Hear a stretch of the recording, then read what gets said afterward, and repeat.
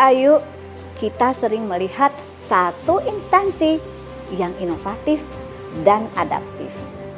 Ide bermunculan, perbaikan terus dilakukan, pelayanan berkembang. Sementara di instansi lain, inovasi kok terasa berat. Ide jarang muncul, perubahan berjalan lambat. Padahal regulasinya sama, tantangannya juga mirip, sumber dayanya tidak jauh berbeda. Perbedaannya seringkali bukan pada aturan, melainkan pada budaya kerja.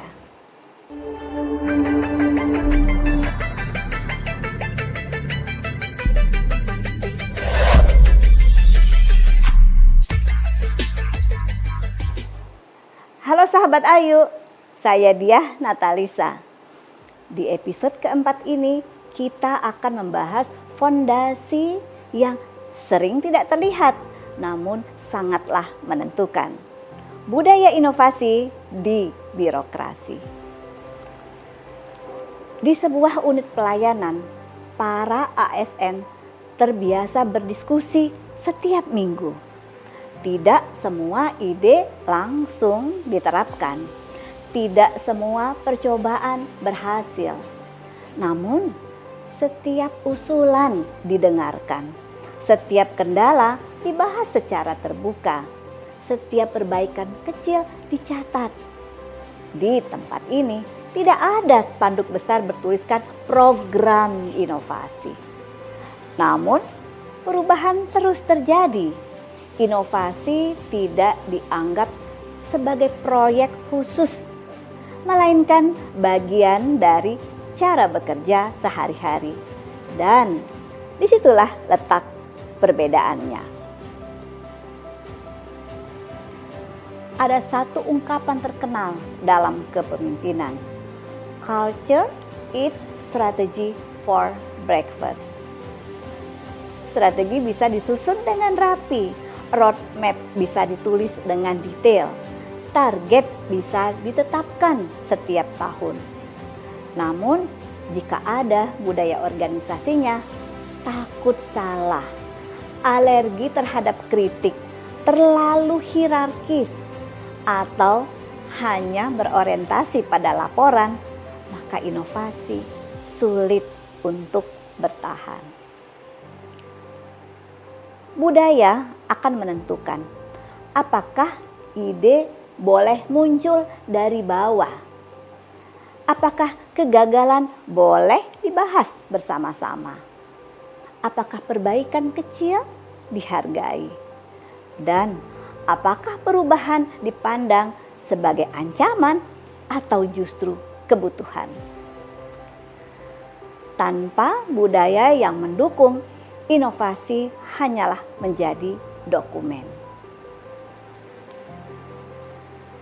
Kita kembali melihat pengalaman Surabaya. Keberhasilan reformasi pelayanan dan digitalisasi di sana bukan hanya karena kebijakan. Yang lebih penting adalah konsistensi membangun cara kerja baru. Evaluasi rutin berbasis data, pembaruan SOP yang formal, sistem pengaduan yang benar-benar ditindaklanjuti, dan keterlibatan lintas perangkat daerah.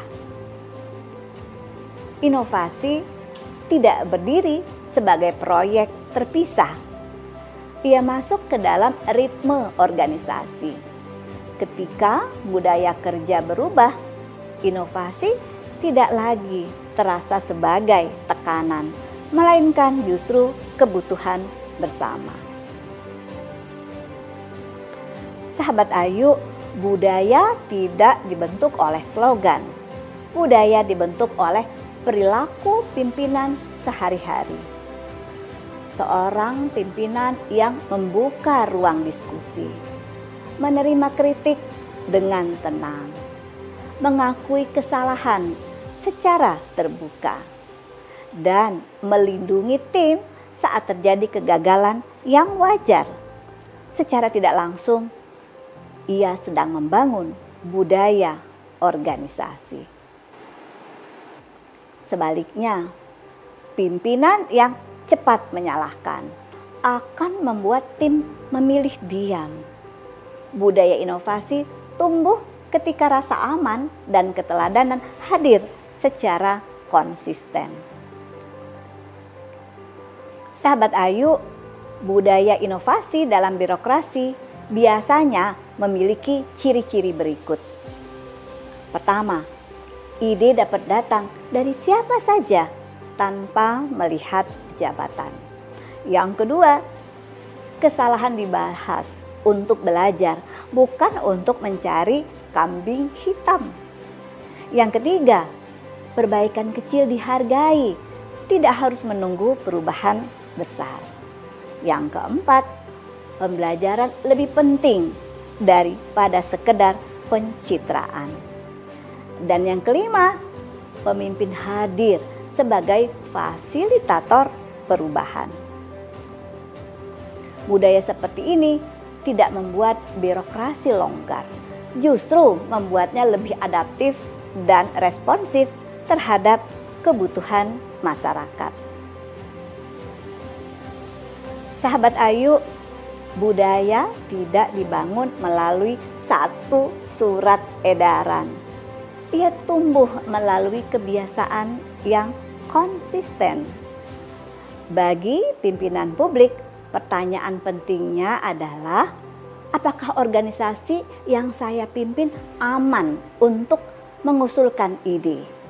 Apakah tim saya berani menyampaikan masalah? Apakah kegagalan diperlakukan sebagai pelajaran atau ancaman?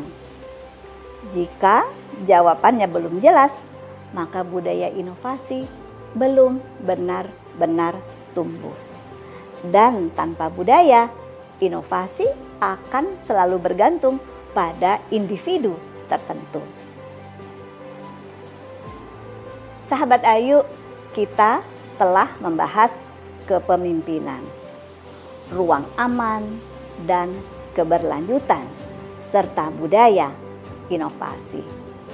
Namun, masih ada satu pertanyaan terakhir yang sangat penting.